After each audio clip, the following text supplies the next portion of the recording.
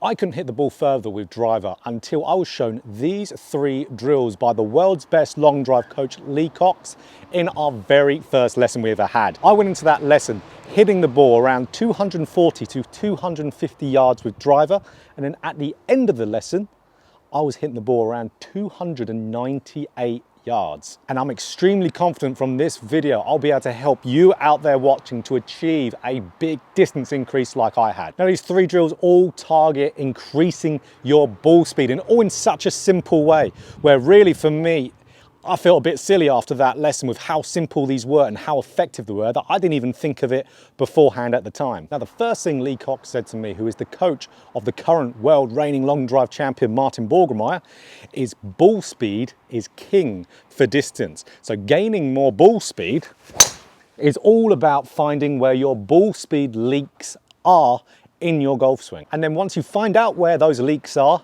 you can gain distance at an incredibly rapid rate like I did. So the first leak for me was my spin rate. Now, my spin rate in that first lesson at the very beginning was around 4,000. So that is way too high of a spin rate with driver, which is really common for you guys out there.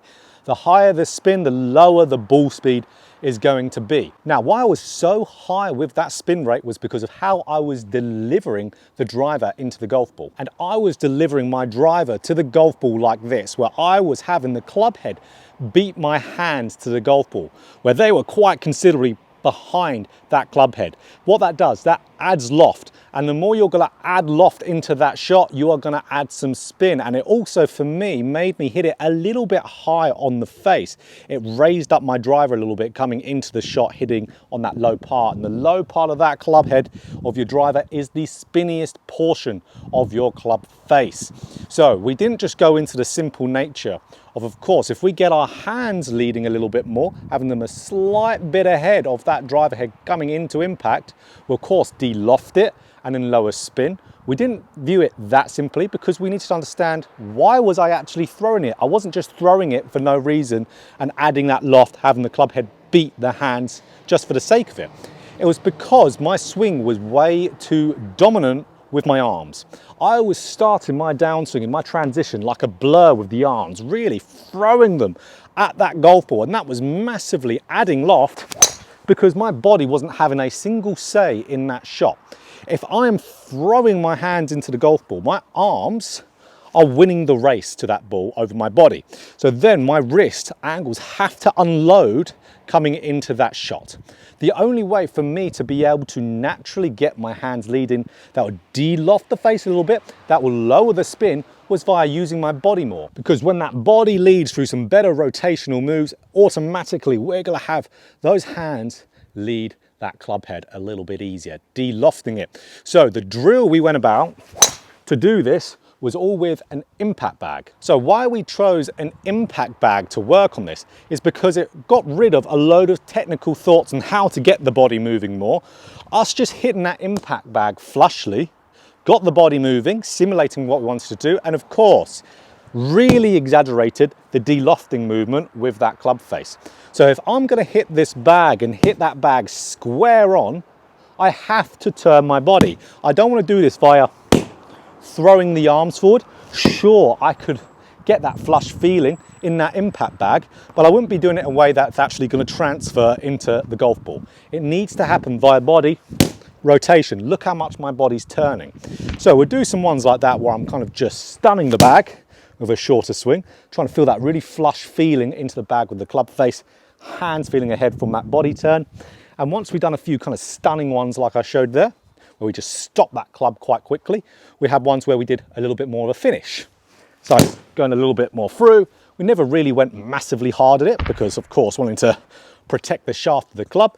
Going at a soft rate doesn't affect or damage the club. If you go at it hard all the time, possibly. But there we go, we're just doing those nice ones there, get that body turning to feel like we're having those hands leading as a natural byproduct. And then what do we do there? Move it into a golf ball. So then we move those exact same feels into the golf ball, and immediately we started to see the spin rate drop down to more an acceptable level. I remember from that lesson, we dropped it down just about into the 2000s, which was a lot better. So of course it still wasn't ideal where I needed it, but it's a big step in the right direction, and we gained a good bit of distance from that. But we noticed the ball was now launching too low. Of course, when you de-loft that face, what's going to happen? You're going to, of course, lower the loft. So we wanted the ball to launch higher, because if we can get that ball to launch higher with the lower spin, we are going to get that ball carry for a lot longer. So that leads into the second point, ball position. Something very, very simple. Now, I was having the ball position just a little bit too far back in that lesson. So if I had that ball position like I did there, which was really just about a couple balls inside my left foot, might not look bad for a lot of you out there, but that just wasn't giving me chance to naturally hit up on the golf ball. I was meeting that ball a little bit too early on the swing arc. So yes, I was de-lofting it nicely, but I wasn't hitting up and I wasn't launching it higher. So what we did there, we immediately just got that ball a little bit more forward. So as soon as we moved that ball to more just on the inside of the left foot, we even played around with it being on the left big toe, then we could immediately hit that ball higher with that lower spin. And that's how straight away, that's where we saw a really decent distance increase. I think I remember from that, I started having the distance be more around the 270 mark. So still not quite where the end product was, but it's still a huge increase. I was perfectly happy with that, and still absolutely mind blown that I could pick up that much distance in such a short space of time. This was within the first 20 minutes of the lesson and gaining that much yardage through a couple tweaks. So that's why so many of you can really benefit from that. So there's a little procedure we went through here to get the perfect ball position with driver every time. We just set up to the golf ball with both our feet together, just like so, and then just a tiny little step with the left foot, and then a fairly decent sized step with the right foot. So you can see now that gets that ball position just on the inside of that left foot or left big toe every time. So there's a good rule of thumb here, guys. You don't have to worry about it being too far forward unless it's really, you know, past your big toe, because if you've got that ball position forward, you're going to launch it higher. For lower swing speeds, you need to launch the ball higher. So don't be having that ball position too far back if your swing speed is lower, so under 100 miles an hour. So again, 2 feet close together, tiny step with the left, medium step with the right. Now we've got that good ball position, simulate the bag hit, higher launch, low spin. So the third thing we did overspeed training in that lesson for club head speed. So you can see here, I have got a speed stick here called the Rip Stick. So at the time of this lesson, this was right at the time, the very first type of speed stick, which was a little bit different than this, but this is tremendously better, came on the market. Obviously, him being the world's best long drive coach, he had access to all this stuff early. So what this is, this gained and bumped up my club head speed.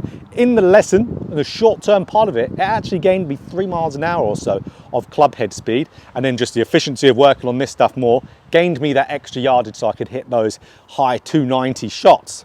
So the concept of this here is we have a club that has different weights. Here with the Rip Stick, we've got 3 different weights we've got on it and a counterweight at the end, which will interchange. And we ultimately swing as fast as we can with this. Now, what this type of training does is it really changes the governor in our swing. So we have a governor of how fast we can swing a golf club in our brain. Our brain will very much stop us swinging at a faster rate than what we're normally swinging. This is what these things target. These things break that governor. They break that speed wall down to then get you into speeds that your body is capable of doing, but isn't quite comfortable doing with a golf ball until a lot of training with this. So this breaks that down, and a lot of swings with this is really, really awesome. So why I like this one in particular, the Rip Stick, is because as you can hear that audio kind of audible sound there, that whoosh a lot louder than you would do with others. And of course, where do we want that big whoosh to be? Through the golf ball. And that's why I like this more than the others on the market, because as you know that I talk about on my channel a lot, I want the speed to be applied at the golf ball or even slightly after. So that's where we hear this whoosh. So a lot of overspeed training, swinging something as fast as you can. This would be my recommendation. The Rip Stick will then bump that swing speed up. And then you go with your driver after doing a bunch of these swings, following the protocol for the Rip Stick, of course, or the speed stick we had at the time in the lesson. And then you're gonna really see some big gains. So even in that one lesson, I gained, of course, a decent amount of yardage, bumped up a few miles an hour in the short term. You'll see this when you hit your driver straight away after using this. Your swing speed would be higher. It won't stay there. It will only stay there after a long time of using this. Only really a month is really when you see a good substantial couple miles an hour increase. Some players even increase around 5 to 8 miles an hour in that first month. Crazy. So it's a long-term type of project, but it gets into your swing. For me, around 3 months after that first lesson, I went from an embarrassingly low as a professional club head speed of about 101, very low, which is why I went to the world's best long drive coach to hit the ball further. And then at that time, I got all the way up to a 108. And now I'm sitting much more in some much higher club head speeds than I was back then, because that was years ago. So absolutely, really good one. Overspeed training is absolutely essential to get your body used to swinging faster. And the ripstick, you can hear the speed. And there's one thing I'm also doing here, measuring it. I'm using something to measure my swing speed here. I'm using the PRGR device, and that's just giving me the swing speed of every single swing. Again, you've got to go via the protocol of what you need to do for these sticks. And of course, in the description, there is a link for a discount code of this, JChownGolf, uppercase, 10% off the ripstick. Really would recommend it. Get that rip and that whip through impact. And then what we do, of course, then we hit some drivers doing the same thing, and don't be afraid to go at them. So now we're very fresh in that overspeed training part, so we're gonna really feel like we're gonna swing that golf club faster, and we absolutely will swing it a hell of a lot faster, so much so I just knocked it down on the ground there. That's the force it went into that net. So that's where absolutely don't be afraid to then really try and hit the driver as fast as you can. There should always be a section in your practice for hitting driver as hard and as fast as you can, not caring where the ball goes, because you're trying to break that governor, break that speed wall down. Of course, working with that bag, working with ball position, finding out why you're personally not getting the ball speed and distance you should do. Find your ball speed leak. They generally might be very similar to what we're talking about in this video, and then you're going to gain that big distance. So find the ball speed leaks in your swing, find those technical areas to be able to fix, and then work on some speed training with a speed stick. Ripstick, of course, would be the absolute favorite one here on the channel. And then you'll be hitting the ball tremendously further like I did. Absolutely will change the game completely for you. So if you enjoyed this video, click the like button. If you want more golf instruction, just like this, hit the subscribe button, hit the bell button too to be notified every time I put out a video. So guys, brilliant news. My courses are now available on the Skillist website. So you don't have to go and purchase them and watch them on your app on a small phone. You can go onto your desktop, purchase and watch the courses on the Skillist site. So whether it's the ultimate guide to rotation in the downswing, the ultimate guide to fixing your over the top, or the complete guide to shallowing the golf club, they are all there on the Skillist website. So all you have to do is go to the Skillist site, click on courses, and there you can see the courses right there. Mine are there, as you can see, and you can even type in the name of the course you want and it will pop up for you there. There's also a link to all the courses down in the description also.